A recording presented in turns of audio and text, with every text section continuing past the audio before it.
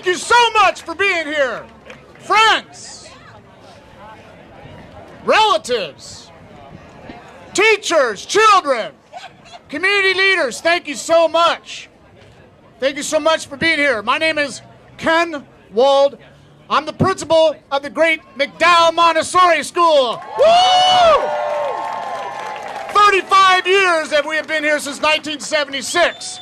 A great tradition that was started as an aftermath of the great important civil rights struggles of the 60s and 70s, and I hope you get a chance to read that history. Recently we celebrated the sixth public Montessori school being created in our town. Milwaukee Public Schools created Lloyd Barbie Montessori School. And if those of you who remember Lloyd Barbie, please shout out, very important hero. Our friend Val Phillips is here today, and she was very close to Lloyd, and we were so glad to have her at Lloyd for our celebration and the name change of that school. There are lots of people here today, and I wanted to give a big shout out to different people who have come to help us, to support us, public education here in Milwaukee. I want to mention from our community, our Montessori community, please give a big shout out to Joan Pfeiffer. She helped us with our gardens and organizing the people to come. Suzanne Buchanan, who's been selling t-shirts and hats. Patrice Johnson, our president of PTO, who will give you a couple of sentences soon. We have two students here who are going to speak, Eon Walls, Keenan Gibson.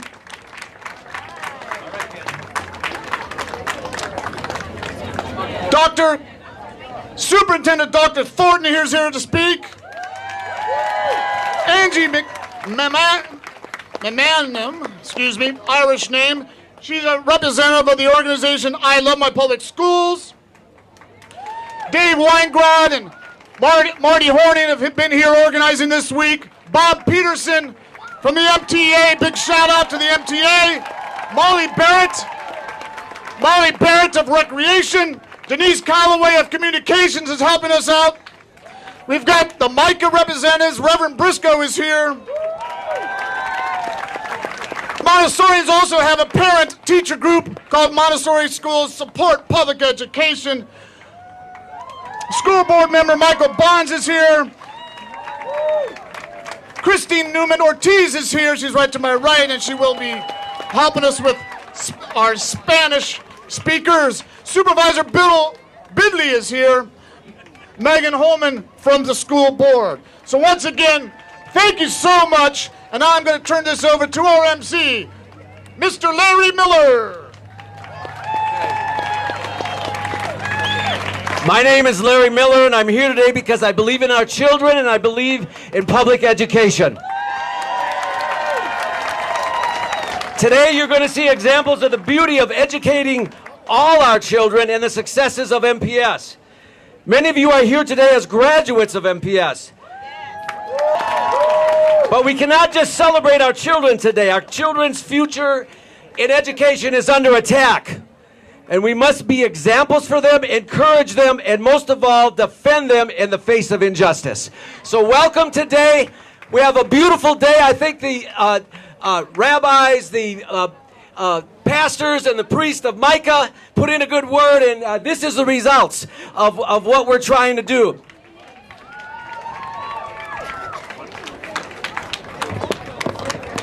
Que de parte del director de la Escuela Montessori, Ken Wald, le damos bienvenida a todos que están aquí, líderes, estudiantes, maestros, miembros de la comunidad, de representantes políticos, que también aquí tenemos la bienvenida del director de las escuelas públicas, Larry Miller, que estamos aquí todos unidos gracias al esfuerzo colectivo para defender a nuestros hijos en frente de la injusticia en los ataques a la educación pública. Okay, now we're going to have a speaker. We're going to move very quickly here and get the march started, but we have a speaker, young man who's a student at McDowell. Eon has a few words to say.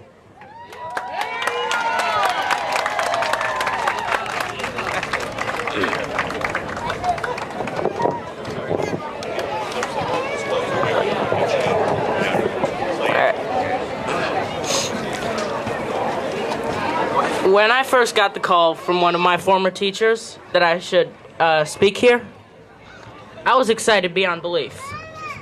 I'd always wanted to do something like this. But I was still at the point where I was thinking that this really didn't have anything to do with me, that it was somebody else's problem. But I was wrong. This is as much a student's problem as anyone's.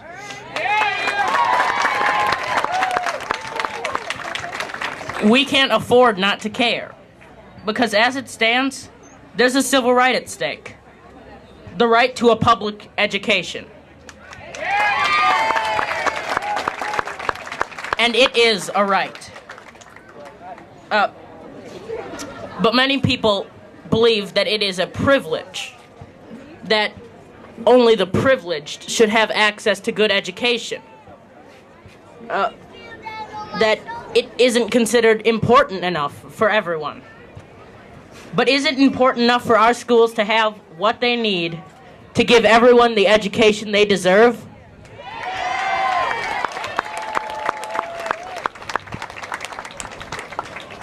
At the beginning of the year, my teachers told our class we wouldn't be having gym because we couldn't afford a gym teacher. And next year, there won't be art at this school. There won't be as many assistant teachers. That would make it, for my class, 30 students to 1 teacher. We can't keep taking from education.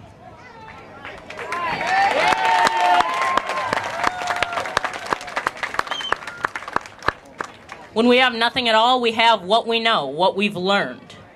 So what does it mean to say that it is not a right to learn? That it is not a right to be educated? Because in the end, that's the problem.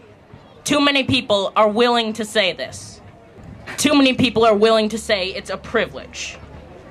If we stop believing that education is a right, then we have no option but to call it a privilege. And we're basically in the hands of whoever controls that privilege. Some wonder if it's really that important to fight for public education. But we can tell them with pride, all rights are worth fighting for, and fighting hard.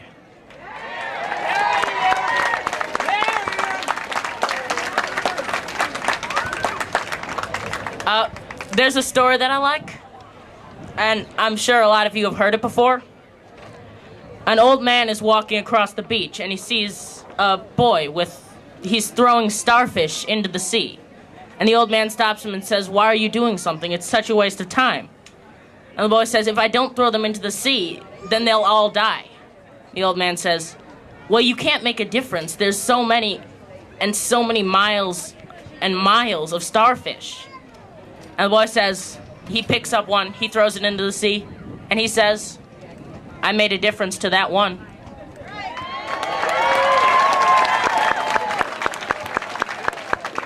So I hope that my words have made a difference to at least one of you.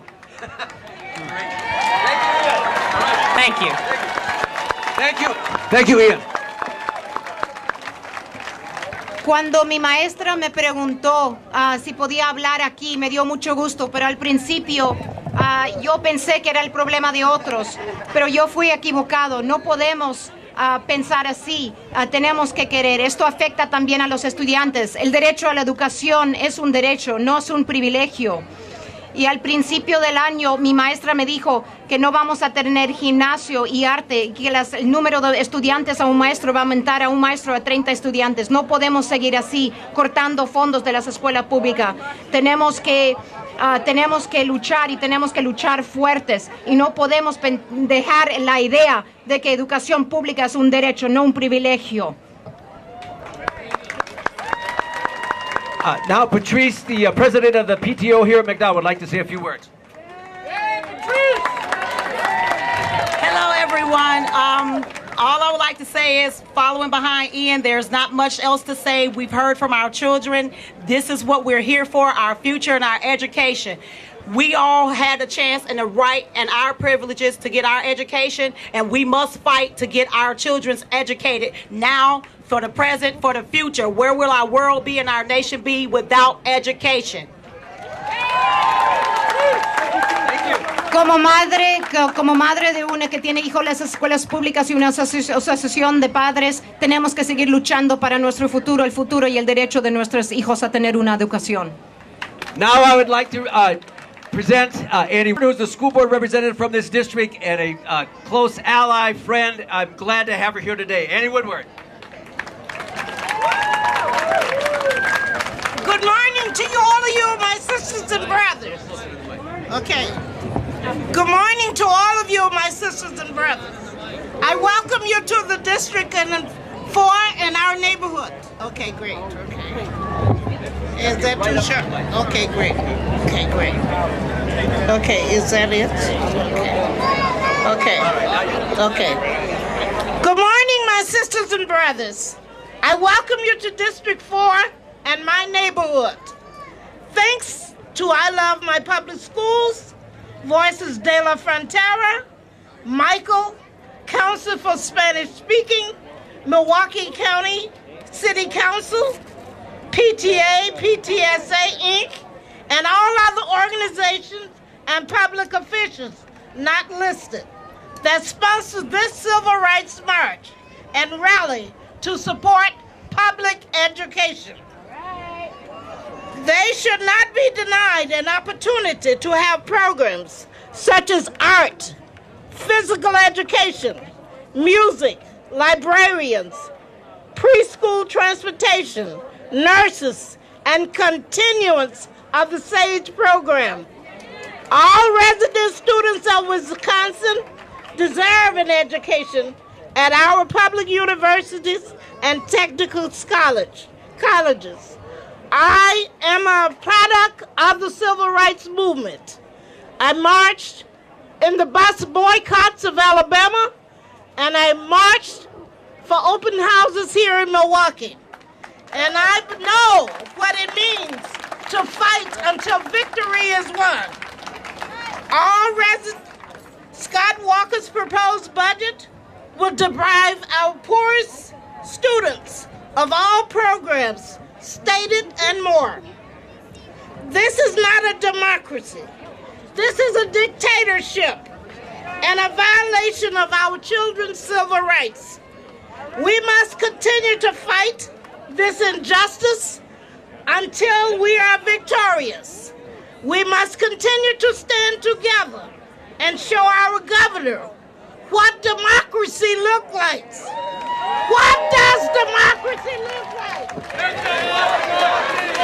What does democracy look like? This is what democracy looks like. What does democracy look like? This is what democracy looks like. Thank you.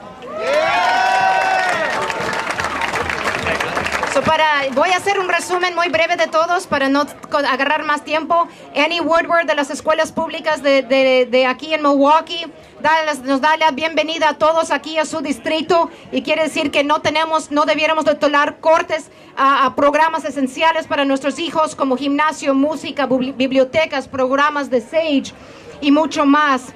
Y ella soy una producta del movimiento de derechos civiles y también debiéramos de incluir que todo estudiante aquí en Wisconsin tiene el derecho a la matrícula estatal en el sistema universitario. Y como producto del movimiento de derechos civiles en los bus boycotts de Alabama y en la lucha aquí en contra de la segregación.